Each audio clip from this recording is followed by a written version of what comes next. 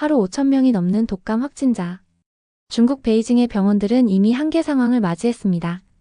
그런데 불과 1시간 비행거리에 있는 나라에서는 전혀 다른 풍경이 펼쳐지고 있었습니다. 왜 이런 극명한 차이가 발생한 걸까요? 오늘은 중국을 뒤흔든 독감 사태와 그 속에서 드러난 충격적인 진실 그리고 대한민국 의료 시스템의 숨겨진 비밀을 파헤쳐 보겠습니다. 여러분의 눈을 의심하게 될 충격적인 진실을 지금 공개합니다. 그 전에 잠깐 1초 만에 누를 수 있는 구독과 좋아요 버튼을 꼭 눌러주시면 앞으로도 이런 좋은 콘텐츠로 찾아뵙도록 하겠습니다. 안녕하세요. 저는 세계보건기구 의료시스템 자문위원 사라 톰슨입니다. 25년 전 국경 없는 의사회 소속이었던 아버지를 따라다니며 각국의 의료 현장을 봐왔죠. 그때부터 의료 시스템의 중요성을 깨달았고 지금은 WHO에서 전 세계의 의료 시스템을 연구하고 있습니다. 최근 5년간 아시아에 급성장하는 의료 시스템에 주목해왔습니다. 특히 한국과 중국은 특별한 관심 대상이었죠. 이번 감염병 사태를 통해 두 나라의 차이를 직접 확인하고 싶었습니다. 베이징 공항에 도착한 순간부터 심상치 않았습니다.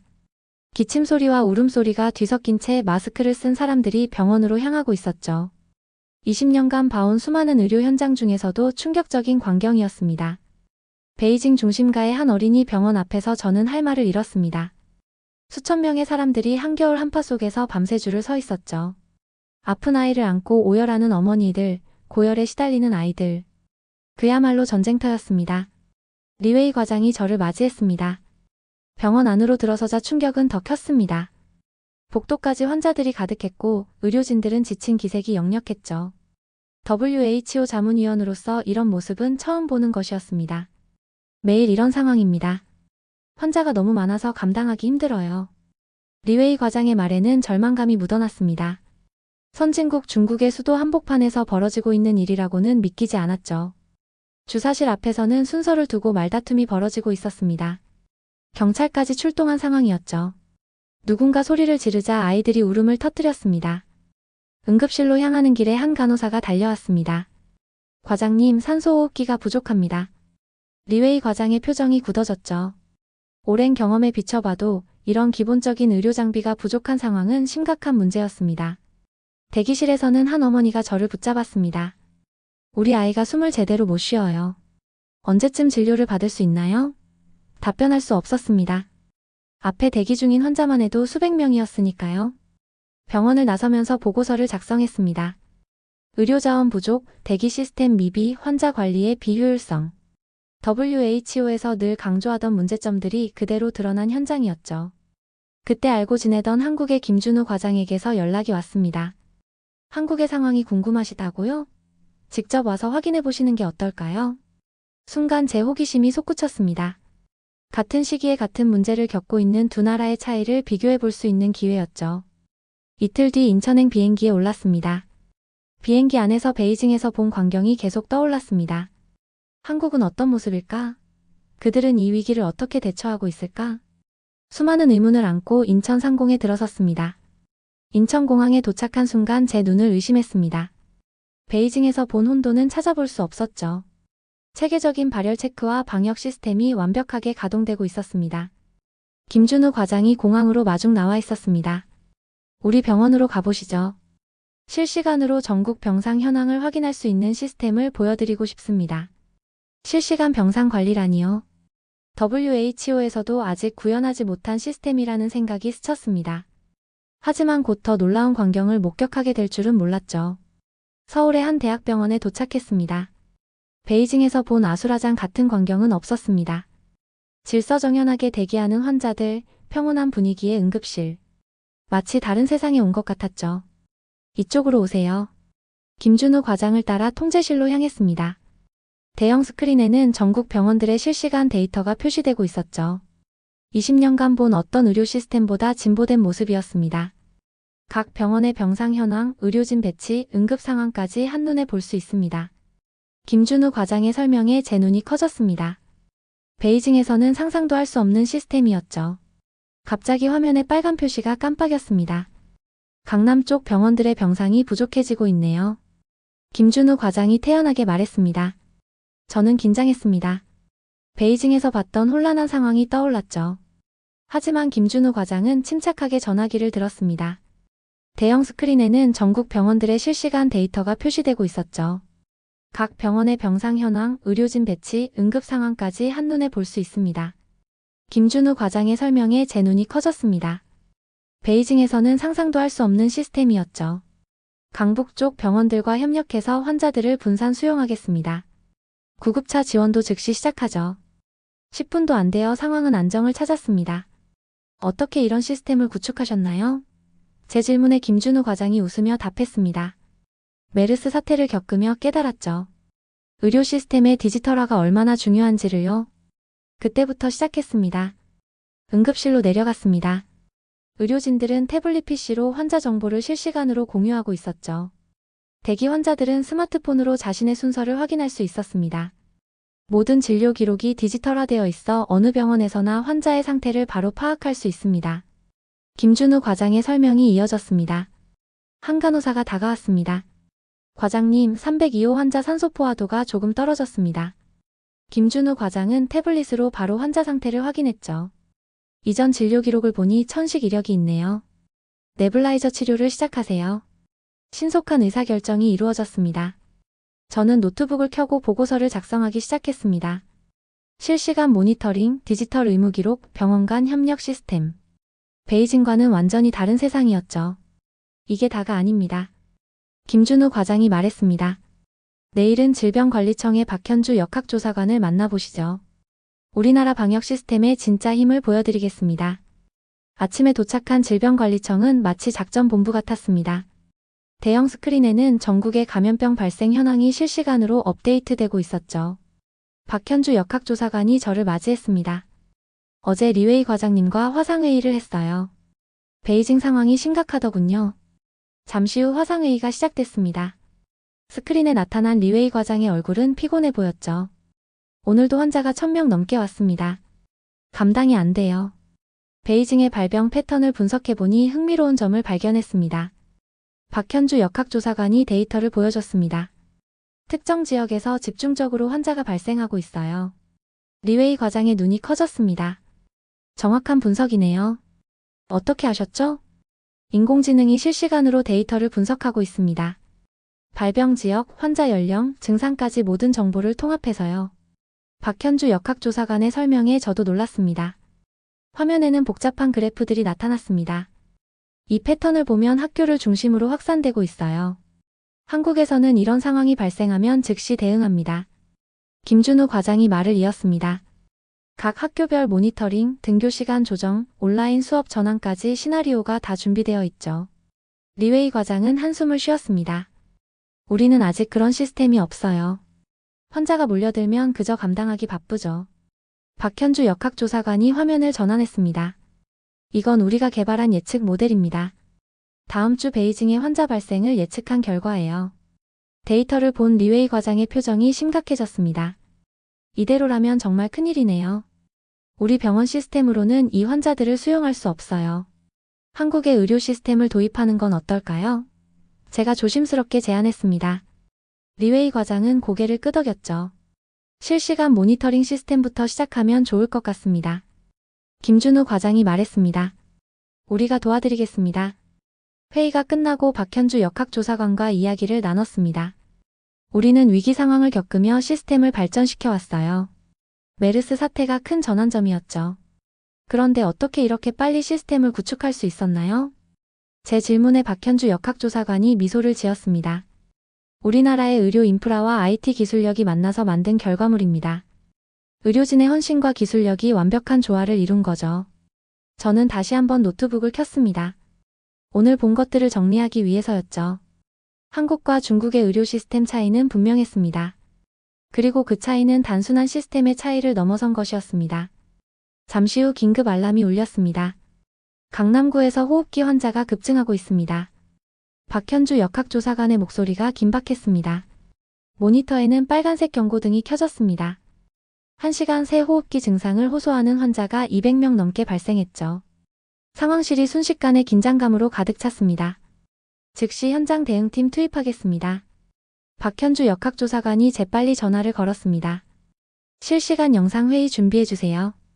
5분도 안 되어 현장 영상이 스크린에 떴습니다. 의료진들이 방호복을 입고 환자들을 분류하고 있었죠. 산소포화도 90 이하 환자 12명 확인됐습니다. 현장 의료진의 보고가 이어졌습니다. 중증 환자 병상이 필요합니다. 김준우 과장이 즉시 병상관리 시스템을 확인했습니다. 인근 5개 병원의 중환자실 병상 확보했습니다. 이송 준비해주세요. 박현주 역학조사관은 이미 발생 원인 분석에 들어갔습니다. 해당 지역 학교와 회사의 출입 기록을 분석 중입니다. AI가 동선을 추적하고 있어요. 30분이 지났습니다. 원인 추정 지점 발견했습니다. 한 연구원이 외쳤습니다. 강남역 인근 대형 쇼핑몰의 환기 시스템에 문제가 있었네요. 즉시 해당 시설 임시 폐쇄 조치 들어갑니다. 박현주 역학조사관의 판단은 신속했습니다. 방역팀 투입해주세요. 저는 이 모든 과정을 지켜보며 메모를 했습니다. 신속한 상황 파악, 즉각적인 대응, 체계적인 원인 분석. 모든 것이 완벽한 흐름으로 진행됐죠. 역시 우리나라 시스템이 최고네요. 김준우 과장이 웃으며 말했습니다. 베이징이었다면 원인 파악하는 데만 며칠이 걸렸을 거예요. 이 시간 후 상황은 안정을 찾았습니다. 중증 환자들은 모두 적절한 치료를 받고 있었고 추가 환자 발생도 감소세로 돌아섰죠. 이게 바로 우리의 힘입니다. 박현주 역학조사관이 말했습니다. 데이터와 현장이 하나로 연결된 통합 대응 시스템이죠. 창밖으로 해가 저물고 있었습니다. 위기 상황은 지나갔지만 의료진들의 긴장은 계속됐습니다. 24시간 내내 깨어있는 시스템처럼요. 김준우 과장이 다가왔습니다. 내일은 더 놀라운 걸 보여드리겠습니다. 우리나라 의료 시스템의 진정한 힘은 따로 있거든요. 다음 날 아침 김준우 과장은 저를 병원 지하로 안내했습니다. 우리 병원의 자랑을 보여드리려고 해요. 지하 공간에는 거대한 자동화 시스템이 가동되고 있었습니다. 로봇이 의약품을 자동으로 분류하고 운반하고 있었죠. 이건 스마트 약품 관리 시스템입니다. 재고 관리부터 투약까지 모든 과정이 자동화되어 있죠. 김준우 과장의 설명에 저는 감탄했습니다. 갑자기 제 휴대폰으로 리웨이 과장에게서 연락이 왔습니다. 사라, 큰일입니다. 약품이 바닥나고 있어요. 화상통화로 전환했습니다. 베이징 병원의 약국은 아수라장이었죠. 항생제와 해열제가 부족해요. 환자들이 폭동을 일으킬 것 같습니다. 김준우 과장이 태블릿을 보여줬습니다. 우리는 이런 상황을 미리 예방합니다. AI가 약품 소비량을 예측하고 자동으로 발주하거든요. 리웨이 과장의 눈이 휘둥그레졌습니다. 정말인가요? 그런 시스템이 가능하다니. 다음 순간 응급 알람이 울렸습니다. 중환자실에서 산소호흡기가 필요하다고 합니다. 간호사가 달려왔죠. 김준우 과장은 침착하게 태블릿을 조작했습니다. 지하 3층 창고에서 바로 올라갈 겁니다. 천장의 레일을 따라 자동 운반 로봇이 움직이기 시작했습니다. 3분 안에 도착할 거예요. 응급 상황에서 시간이 얼마나 중요한지 아시죠? 리웨이 과장은 말을 잇지 못했습니다. 베이징에서는 의료기기를 찾는 데만 30분 이상 걸리는 게 현실이었으니까요. 이 시스템 덕분에 의료진의 업무 효율도 크게 높아졌습니다. 김준우 과장이 이어서 설명했습니다. 간호사들이 약품 관리에 쓰던 시간을 환자 케어에 더 투자할 수 있게 됐죠. 실제로 병동을 둘러보니 간호사들은 환자들과 대화하며 세심한 케어를 하고 있었습니다. 베이징에서 본 분주한 모습과는 확연히 달랐죠. 이게 다가 아닙니다. 김준우 과장이 새로운 공간으로 저를 안내했습니다. 이건 우리가 개발 중인 AI 진단 시스템입니다. 대형 스크린에는 복잡한 의료 영상들이 띄워져 있었습니다. AI가 X-레이와 CT 영상을 분석해 의사의 진단을 돕죠. 정확도가 99%에 달합니다. 리웨이 과장은 화상통화 너머로 계속 질문을 쏟아냈습니다. 한국의 의료 시스템은 그에게 마치 미래에서 온 것처럼 보였나 봅니다. 저는 오늘 하루 동안 본 것들을 정리하기 시작했습니다. 자동화 시스템, AI 진단, 스마트 약품 관리. 이 모든 것이 어우러져 하나의 완벽한 시스템을 만들어내고 있었죠. 한국에서의 마지막 날 서울시 의료정보센터를 찾았습니다. 여기서는 전국 병원들의 데이터가 실시간으로 모이고 있었죠. 매일 100만 건이 넘는 의료 데이터가 수집됩니다. 박현주 역학조사관의 설명이 이어졌습니다. 이 데이터는 새로운 의료 서비스 개발에 활용되죠. 그때 리웨이 과장에게서 다시 연락이 왔습니다. 사라, 우리도 한국의 시스템을 도입하기로 했어요. 정부 승인이 났습니다. 김준우 과장의 얼굴이 밝아졌습니다. 우리가 적극적으로 돕겠습니다. 지금 바로 화상회의를 시작할까요? 큰 스크린에 베이징 병원 관계자들이 나타났습니다. 모두들 기대에 찬 표정이었죠. 먼저 실시간 병상관리 시스템부터 도입하고 싶습니다. 좋은 선택입니다. 박현주 역학조사관이 말했습니다. 우리가 개발한 시스템의 영문 버전이 준비되어 있어요. 기술팀이 바로 시스템 설명을 시작했습니다. 베이징 의료진들은 놀라움을 감추지 못했죠. 이렇게 체계적인 시스템이 있었다니. 실제 운영은 어렵지 않습니다. 김준우 과장이 설명했습니다. 의료진들이 쉽게 배울 수 있도록 직관적으로 설계되어 있거든요. 저는 옆에서 이 모든 과정을 지켜보며 감동을 느꼈습니다. 한국의 의료 시스템이 세계적인 표준이 되어가는 순간을 목격하고 있었죠. 다음 주에 베이징으로 기술팀을 파견하겠습니다. 김준우 과장의 말에 베이징 의료진들이 박수를 쳤습니다. 회의가 끝난 후 박현주 역학조사관이 조용히 말했습니다. 우리도 처음부터 이런 시스템을 가진 건 아니었어요. 수많은 시행착오를 겪으며 발전시켜왔죠. 그래서 더 가치 있는 것 같습니다. 제가 대답했습니다. 경험에서 우러나온 시스템이니까요. 김준우 과장이 창밖을 바라보며 말했습니다. 이제 시작입니다. 우리의 경험과 기술이 다른 나라들에게 도움이 될 거예요. 센터를 나서며 저는 마지막 보고서를 작성하기 시작했습니다. 한국의 의료 시스템은 단순한 기술 혁신을 넘어 전 세계 의료계에 새로운 희망을 제시하고 있었죠. 그때 박현주 역학조사관이 다시 저를 불렀습니다. WHO 본부에서 연락이 왔습니다. 박현주 역학조사관의 목소리가 들떠 있었습니다. 우리 시스템에 관심이 많다고 하네요. 회의실에는 세계 각국의 의료 전문가들이 화상으로 연결되어 있었습니다. 독일, 프랑스, 영국 등 유럽의 의료진들이었죠. 한국의 의료 시스템을 직접 보고 싶습니다. 독일 의료진이 말했습니다. 다음 주에 방문단을 보내도 될까요? 김준우 과장이 고개를 끄덕였습니다. 환영합니다. 우리의 모든 시스템을 공유하겠습니다. 리웨이 과장도 화면에 나타났습니다. 베이징에서도 좋은 소식이 있습니다. 어제부터 시스템 도입을 시작했는데 벌써 대기 시간이 절반으로 줄었어요. 프랑스 의료진이 질문했습니다. 시스템 구축에 얼마나 많은 예산이 들었나요? 박현주 역학조사관이 답했습니다. 생각보다 많이 들지 않았어요. 기존 인프라를 최대한 활용했거든요. 중요한 건 의료진들의 의지였습니다. 영국 의료진이 관심을 보였습니다. 의료진 교육은 어떻게 진행하시나요? 실제 상황을 기반으로 한 시뮬레이션 교육을 실시합니다. 김준우 과장이 태블릿으로 교육 프로그램을 보여줬습니다. 이렇게 실전처럼 훈련하죠. WHO 담당자가 말했습니다. 다음 달 제네바 총회에서 한국의 사례를 발표해 주셨으면 합니다. 전 세계가 주목하고 있어요. 저는 놀라움을 감출 수 없었습니다. 제가 쓴 보고서가 이런 반향을 일으킬 줄은 몰랐죠. 우리나라 의료 시스템의 진정한 가치를 이제야 세계가 알아주는 것 같네요. 박현주 역학조사관의 눈시울이 붉어졌습니다. WHO 제네바 총회가 열리는 날입니다. 저는 단상에 올라 발표를 시작했습니다. 세계 각국의 의료 전문가들이 주목하고 있었죠. 이제 우리 모두의 미래가 달라질 겁니다. 김준우 과장의 목소리에는 자부심이 가득했습니다. 한국의 의료 시스템이 세계의 표준이 되는 날까지 우리는 계속 노력할 테니까요. 총회가 끝난 후 세계 각국의 의료진들이 한국 대표단을 에워쌌습니다. 모두가 한국의 의료 시스템을 배우고 싶어 했죠. 도대체 어떻게 이런 완벽한 시스템을 만들 수 있었죠? 한미국 의사가 물었습니다. 박현주 역학조사관이 답했습니다. 우리는 불가능이란 없다고 믿었어요. IT 강국의 기술력, 의료진의 헌신, 그리고 국민들의 신뢰가 만든 결과입니다. 저는 마지막 보고서를 수정했습니다. 한국의 의료 시스템 세계 의료의 새로운 지평이라는 제목 아래 이렇게 적었죠. 세계는 이제 새로운 기준을 마주했다. 그것은 바로 K-메디컬 스탠다드다. 대한민국이 이끌어갈 미래 의료의 혁신은 이제 막 시작되었다. 컨퍼런스 센터를 나서는 길, 저녁 노을이 아름답게 물들어 있었습니다. 한국의 의료진들은 작별 인사를 하러 모였죠. 정말 감사합니다. 제가 말했습니다. 여러분은 의료의 역사를 새로 쓰고 계시네요. 김준우 과장이 미소를 지으며 하늘을 올려다봤습니다. 우리나라가 이룬 기적을 세계가 인정한 거죠. 이제는 우리가 세계 의료의 표준이 된 겁니다.